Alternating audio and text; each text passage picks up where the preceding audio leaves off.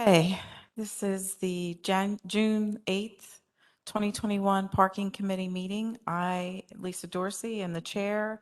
I am joined by Nick Allen and Mr. Bernie Flynn, and Mr. Sean Metrick and Mike Perrone. Call this meeting to order at 7:34. And the second item on the agenda is comments, suggestions, petitions by residents in attendance regarding items not on the agenda. Darrell Cook, 506 South Walnut Street. Can I have the parking spaces in front of my house?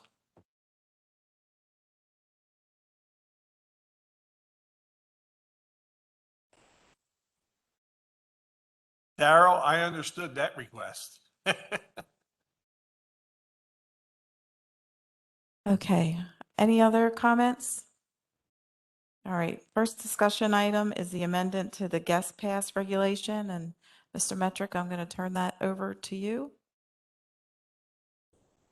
Ms. Dorsey, if it's. I'm okay, sorry, you could- my phone bad. Forrest, we were going to let you go next. Sorry. So nice to be here in person. Forrest Freeman with Reef Parking. From a parking perspective, things are looking better. With the mask mandates and all the other things coming down, offices reopening, revenue is starting to return. When we look at numbers versus budget, we are ahead of budget, both at ahead of budget and ahead of last year. Last year obviously isn't a huge surprise as we were in the pandemic at that point. Chestnut Street has fallen a little bit behind, mainly due to monthly parkers that have left. So we've lost some large accounts for relocation purposes. We are looking to backfill that. The good story, though, to tell is that we are only about $15,000 behind May of 2019. So things are, definitely looking up. I didn't track it year to date just because, obviously with the pandemic and various numbers, it wouldn't be an apples to apples. But again, versus last year, we're up about 35,000 year to date, and roughly the same versus budget. Transient revenue continues to climb, as restaurants and all the other are opening back up, which is a good thing. In terms of the facilities themselves, they're getting busier Thursday, Friday, and Saturday nights. We are actually bringing back a couple of individuals to help us with that. We do have some, I wouldn't say concerns, but definitely with the activity, it's something that we want to make sure that we have a presence in the facilities. Garage cleanliness continues to be a focus, as it has been. We are doing some touch-up work, stripping the bollards and repainting them, making sure that they are stripped prior to repainting. And we continue to limit the expenses as best as possible. About $58,000 down due to budget, against budget. A lot of it has to do with snow removal. It's fairly minimal this year, and about 9,300 down versus last year. That's the long and short of it. So I see we're adding 2 new team members. That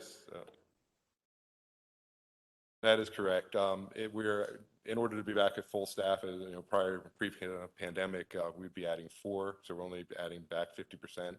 So we're not going back to full staff as yet. We'll see how the revenue and everything continues to trend and vehicle volume.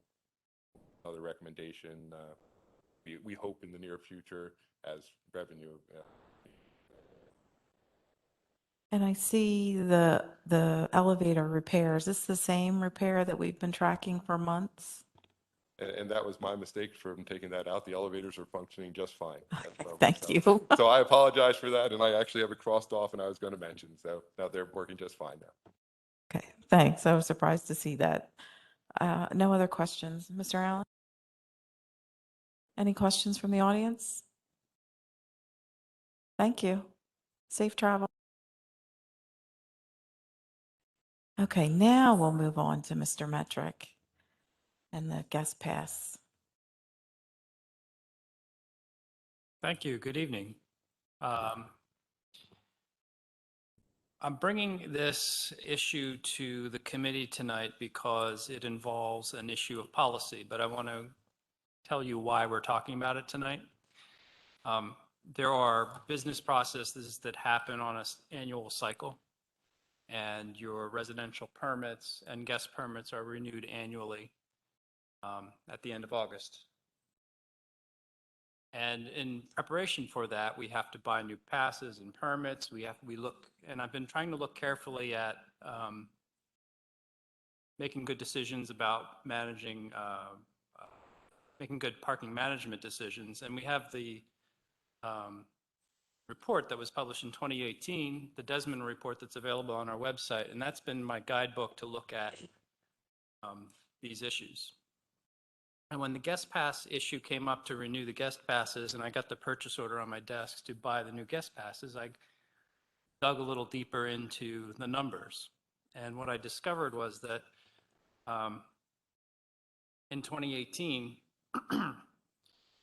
there were a little over 5,000 permit issued in our residential parking areas, permit parking areas. And I think for all intents and purposes for this discussion tonight, we should just talk about residential zones A and B, because they account for the lion's share of all of those permits. And A is the area roughly in the southwest sector of town. And, excuse me, I got it confused. B is in the southwest sector of town, and A is in the southeast sector of town. Both areas are close to the university. So we issued over 5,000 permits in 2018. These numbers come out of the parking study. Of those permits, 2,300 of them were guest permits. It's best practice in parking industry to oversell your parking permits by 10 or 20% for a known population of parking spaces, because you never have the 100% event of parking. Not everyone's parking all at once, all at the same time, so you can oversell a little bit. But you can't oversell it by 250%, which is what the borough did in 2018. So I looked at 2019, the last time we had real numbers, and the pattern was there as well. In your A and B districts, the borough sold 2,086 regular permits, and it sold 2,208 guest permits. It sold more guest permits than regular permits. So I looked at the ordinance and I looked at the plan and I said, well, why don't we do something about this? And why don't I talk to the parking enforcement officers about how we enforce guest permits? And I uncovered a few things that I'd like to polish and correct with the way we do things. I think that the impetus for this conversation with you tonight is to make more on-street parking available for our residents. I think an easy fix to that is to reduce the supply of guest permits down to 1 per household. Right now, the ordinance allows you to get 2 per household. So right there, you're cutting out about half the supply of guest permits, and presumably you'd have more supply then for your residents to park in those residential areas full time. The parking study talks about the fees for guest passes. And those numbers are just what I plugged in going off of recommendations in the report. One of the recommendations was that the guest pass should be a little more expensive than your residential permit, which is right now priced at $14 for a year. That's still, for all intents and purposes, free parking. And the last 2 points in the bullet points on the first sheet of the document I gave to the committee tonight came from our enforcement officers. The reason it's very difficult to enforce what we have on our books right now, which is that you can use a guest permit for 5 consecutive days, and then if you're using it for a 6th consecutive day, that's a violation, and the officers can write you a ticket. So just imagine trying to drive around the borough in the A and B districts and track potentially 2,200 guest permits and try and figure out which person is on their first day, second day, third day, fourth day, fifth day, or 6th day. It's impossible to enforce. It's really only by little miracles that we discover abuse of the guest systems. And that's our officers just noticing typically out of state license plates that don't move. You see the guest hang tag, and they're recording things literally on on a piece of paper. And that's not the most efficient way to operate. And gobbles up a lot of their time and effort. So I think it would be better for the people using the guest passes as well as the persons enforcing the guest passes if we just eliminated the 5-day limit. So you get one guest pass per household, per dwelling. And that can hang in someone's car for 365 days. They're your guest. Or you can use it for 10 days. You can use it for 12 days. You can use it for 35 days. You can use it for 12 days in May and 24 in July, whatever. Makes the enforcement of it much easier. Because all the enforcement officer has to do is go down the street, and when he or she notices that the license plate is not permitted, he or she will check the rear view mirror, and if there's a hang tag on there, pardon me, they'll check the address on the hang tag, and that guest pass is valid within 2 blocks of the residence to which it was issued. So these are the reasons for the recommendations. The reason for the $100 replacement guest pass, that is, the reason it's expensive is we think it's a good idea to discourage replacement guest passes, because we have no way of telling if someone is coming in and telling us the truth. They could buy one guest pass, and if we sell the replacement one for the same value, they could walk in the door 3 weeks later and say, you know what, my friend from out of town took the guest pass and left, and I need another one. That probably happens from time to time, I'm sure, and that's not a perfect solution to charge that person a lot of money for a guest pass. That's the solution we came up with to discourage people getting replacement guest passes and then recreating the problem that we currently have, which is too many guest passes in the system. There's one number I left out of this conversation, and that is that the parking study concluded that there's only 2,000 parking spaces available in the borough in these residential permit zones. So we are selling a decent amount of the residential permits. We're overselling them, but to a decent percentage. It's really the guest passes that seem to be pushing that number up over the limit. So these are the recommendations I brought to you all tonight, and I summarized some of the intended results on the memo, and happy to have a conversation with you about it. Mr. Allen? Yeah, so I think a lot of this makes a ton of sense. My biggest issue is the replacement being $100, because to me, if you make a lot of money, you could swing that, but if you don't, and it just kind of becomes a little inequitable in my mind. And my question is, if obviously I'm very unfamiliar with any kind of software or anything that's being used. Is there a way to keep track of, like, could someone in the parking department enter in a note, for example, at a specific residence? So take mine, for example, like 117 East Bernard Apartment 2. So it's specifically my apartment, that this is now their second pass, and maybe we like punch holes in them or something like that that can't be edited. So that way we know, yeah, they're good to have one with, I guess they could add a hole punch.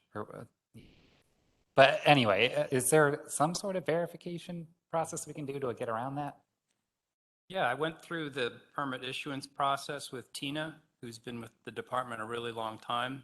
And when she gets a request, it has to be manually approved. So they look at the verification of the documentation, and she's able to look in our permit system and see how many have been issued to that address. So it's not a problem to be able to track and follow what you're talking about. And are our employees able to do that, like out in the field as they're issuing tickets? Can they access that information?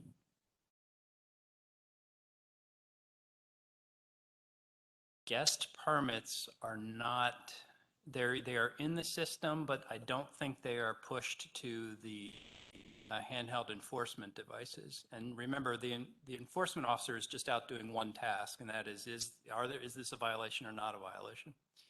So he or she's looking at the license plate first, it's not a hit for having a permit, then he or she checks to see if it has a guest hang tag. This only happens during the hours that we enforce the residential zones, which isn't 24/7. And then they're getting out of the car and looking at the guest pass and to make sure it's within 2 blocks of the residence that it was issued to. So maybe a simple way to do this is if when we order our guest passes, I'm imagining we can order different colors. And maybe like the second one could be green and the third one could be red, for example. And if there was a way that and maybe this is a policy issue where it would waste their time to do this, but maybe they could enter in the address and it would tell them which color it should be. And if it's not the correct color, then maybe they could ticket them. And then after your third one, then we can make you pay some money. I like where you're going with that. It's complex. Maybe we go, something Mr. Flynn mentioned was go with a mulligan. Give you 1 mulligan, but you lose 2 of them, then we're going to hit a higher fee. That would be easier to implement.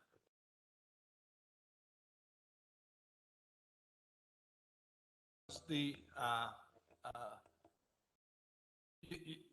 you're a guest, you load your stuff up after the weekend, and the last thing you're looking at is your rearview mirror. One way or the other, you're happy to leave the people you're with, or you're sad to leave. After 3 days, it's not looking at that hanging tag till you pull in your driveway in Manahawkin and you say, oh, now I got to mail this thing back. And they don't have a tag. So, that's where the mulligan comes in. And believe me, our residents, whether student or full-time resident, if we make a mistake, they have no trouble coming up here and telling us that we made a mistake. And I think it would be good maybe to publish the replacement guest pass at the punishing price, but have an internal policy where we check and we say, if it's 1 replacement, we'll give it to you at the regular rate. That way you get the little bit of the discouragement if someone is just looking at our policies and prices, they'll think twice about coming in for replacement purposes, unless they go on YouTube and listen to this public meeting. She tells That might be one way to finesse it, maybe.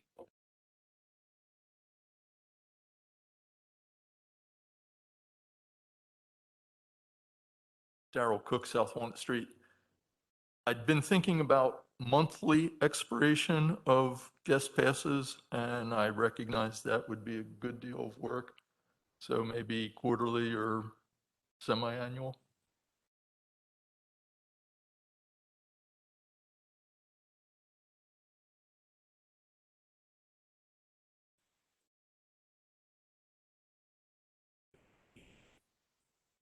Do some of these recommendations.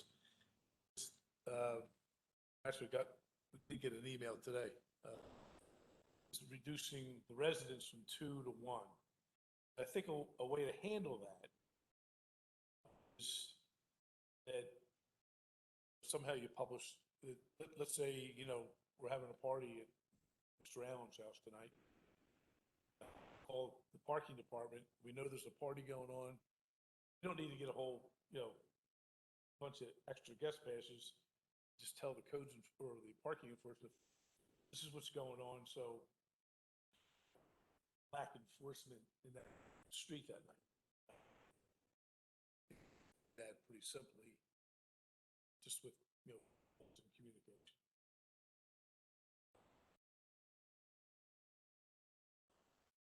Solve that issue and excited that, if I have 2 people coming, I do like the idea that it's good for a year though, instead of, moving it around. It's easier to track too. I didn't think of that. It's one guest pass for 365. And, it's, makes it a lot easier on our code enforcement people walking around in the dark trying to figure this thing out.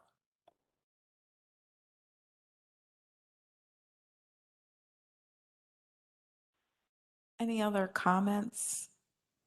I mean, Mr. Metric and I talked about this a week or so ago. It makes sense to me. Seems like we've oversold. I think in your report, you say 250%.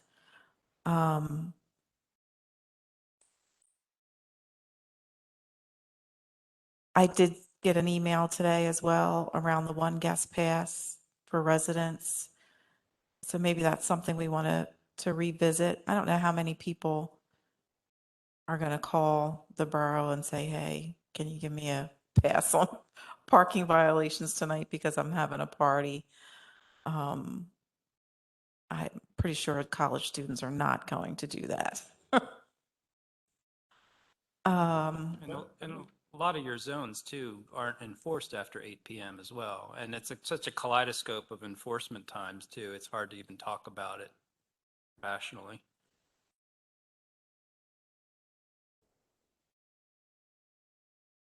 I mean, I am in support of the changes. I do think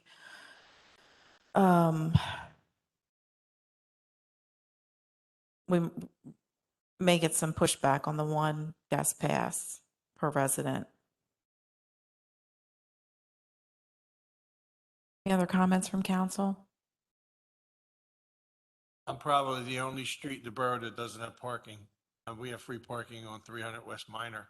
So we don't have an issue with parking in the sixth ward, which is the sweetest ward in the borough. We're pretty good over there. But you think about, one guest pass, and Mr. Metric and Mr. Pro mentioned having a party. I think it's limiting the household. And we don't want to discriminate between students and full-time residents because theoretically they sign a year lease. They're full-time residents while they're here. So if someone complains that they need a second visitor pass, we say one, and they come up and say, I need two because they live next to Bill Scott. All right, we give them two. We're charging for two. But, and we have a record of that. But I don't think a lot of people are going to come up and complain about it, really. They just seem to work around it. So if you set the goal like Mr. Metric wants to do, and then they can make a decision, internally what they need to do. So. Okay. Is this ready to present to council next week? Yeah, I'm happy to talk about it at council next week. Another point I will make though, that I'll probably will make next week is speaking anecdotally, of course, about myself. What are they? $4, right? Currently, they're $6. Maybe they were, I don't know, but they were kind of negligible. And I was like, what am I going to do? Not have my two, So I just went and got them, never used them. I don't have any friends. Actually, well, at the time, they were all living with me, but yeah, so. Oh, yeah, so he was a roommate, so yeah, exactly. So maybe when COVID's done, I'll use them a little bit more. But yes, I mean, that was my reasoning. So I'd be interested to see the effect that just raising them to $20 would have. I'm sure that would change the number of them out there. I guess the last question I'd have about this is,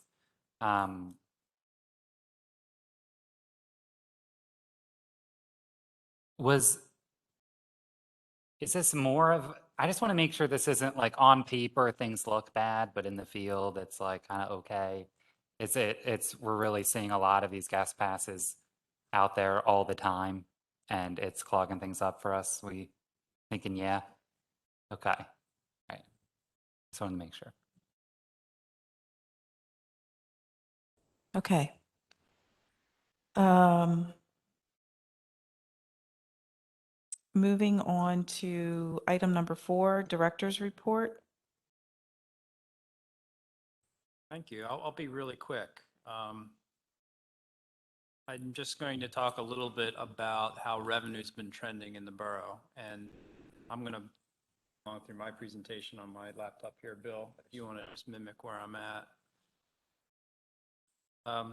You've seen this slide before. I'm reusing old images, but well, we'll spruce it up at a future meeting, I'm sure.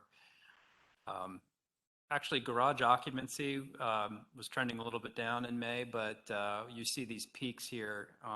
The workday peaks have a little trend upwards. I think this trend line is going down because we're closed on 5/31, so you had a 0 data point there, and then that's Sunday before Memorial Day, there was nobody parking in the garages.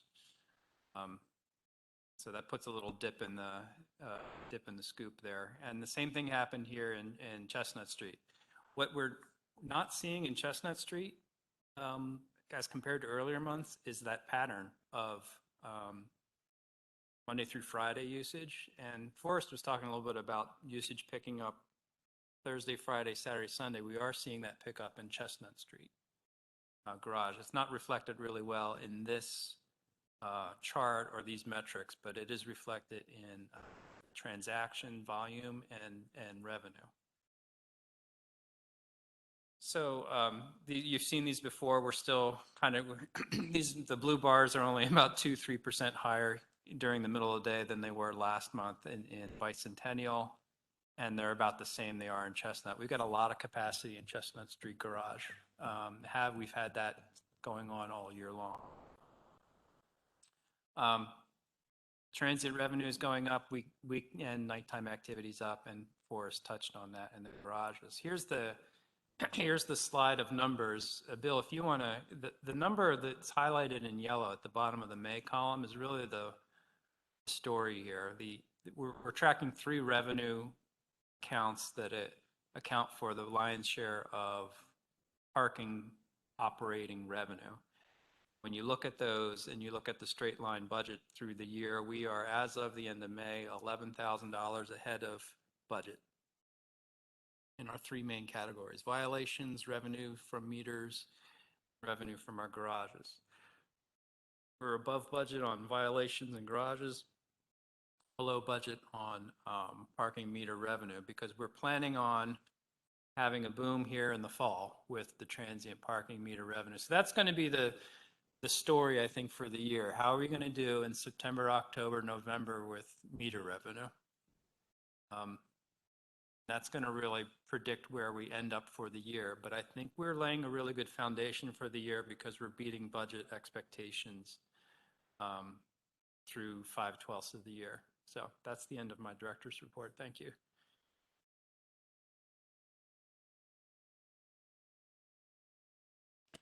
Mr. Metrick, any concerns with the closing of Gay Street and the parking along Gay Street? And then again, Chestnut Street?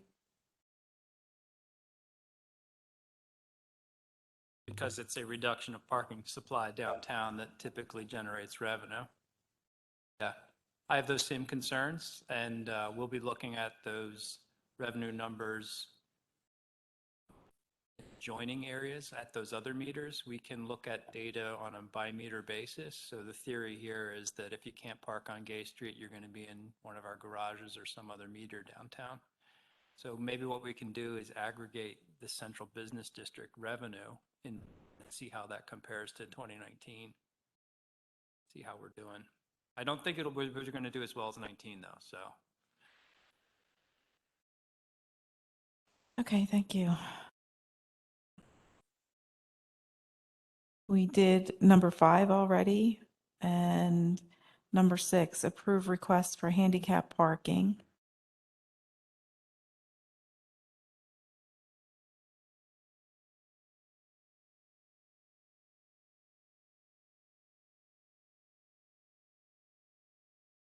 Thank you. There's another, got the, Oh, thank you. It's on Minor Street. These requests are fielded by our customer service team and then processed by our parking management enforcement manager, Hector Mojica. And this is there's no surprises here other than you might remember the address. It's clear, it's close to one that was processed earlier this year on East Minor Street. I don't think there's anything outstanding unless you want to add something.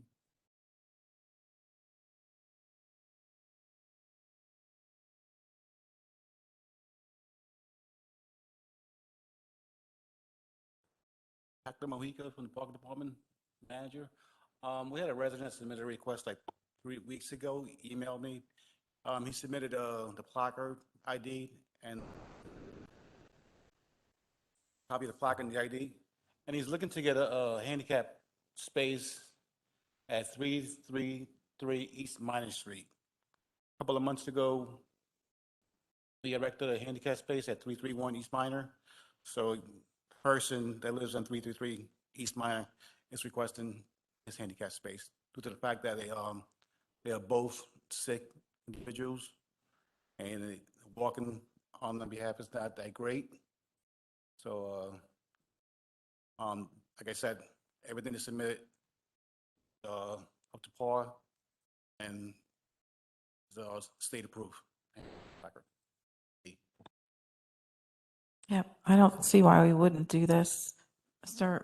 Flynn? The only question I have is the 333 and 331, they'd be side by side, correct? So we would have. Yes, sir. Two parking, handicap parking spots next to our neighbors. Yes, sir. But right now, on the 331, there's only one, on East Minor, there's only one handicap space. By erecting the second handicap, it'd be two handicap spaces in that block. And the reason why he's saying that is because you have people that come out from outside with big trucks, park in front of their residence, and they leave the truck there for days without moving them. They're gonna move them on Thursday and Wednesdays for street cleaning. So again, it makes it hard for them to park the vehicles close to the house.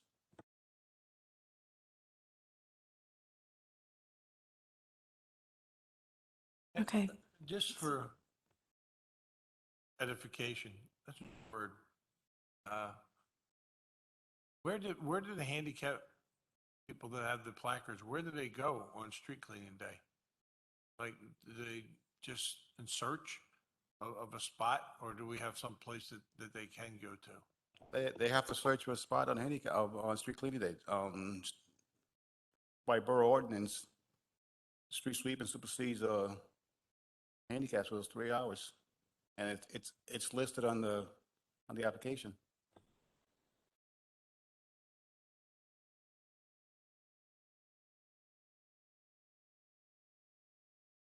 Any objections from council?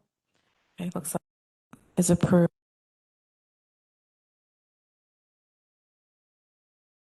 Item number 7, approve the May 2021 Parking Committee meeting minutes.